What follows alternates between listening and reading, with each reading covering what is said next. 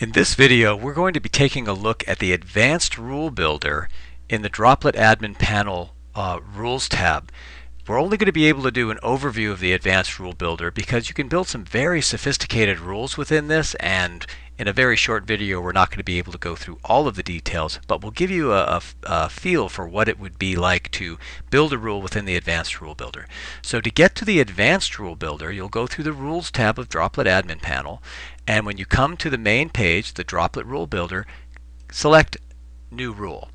Now, this brings you into the basic Rule Builder page, and you'll see up at the top there is a Advanced Rule button. You'll want to click the Advanced Rule button, and it's going to warn you that you're going into the Advanced Rule mode, so that you're not going to be able to edit this rule that you create within the context of the basic rule. It's going to only be an advanced rule going forward, and you're going to say yes to that.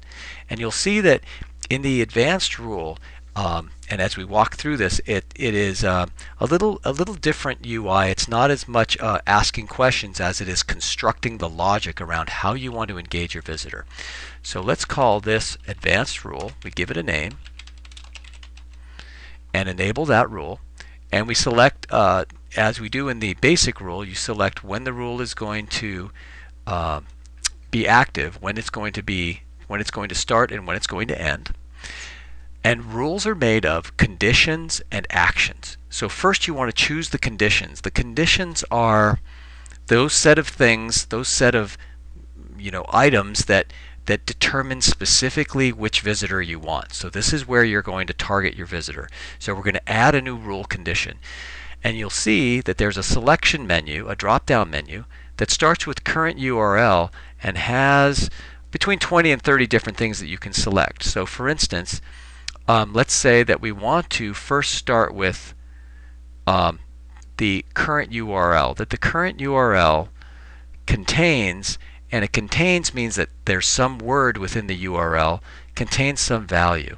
So let's say that we want to target a specific page that has a product ID 24 in it. So we're going to pull that from another tab and come back here and then enter the value.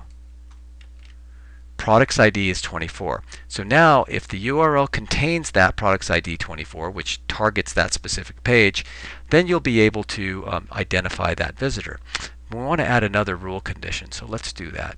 And you'll see when you add the rule condition, it adds an operator. The operator can be and or. So in this case it's going to be and. So we're going to say, I want to reach out to somebody on this page, and I also want to know that the current referring page, which is how the person got there, let's say that that contains the word Google, which means that the person reached your site by coming through Google, through a Google search. Great. Now that you've targeted the page that you want the droplet to occur on, and that it's going to have come through a Google search, let's pick one more condition. Let's say that in this case that they have been on the page, they've been on that current page for some number of seconds. So let's say that they've been on the page for 30 seconds.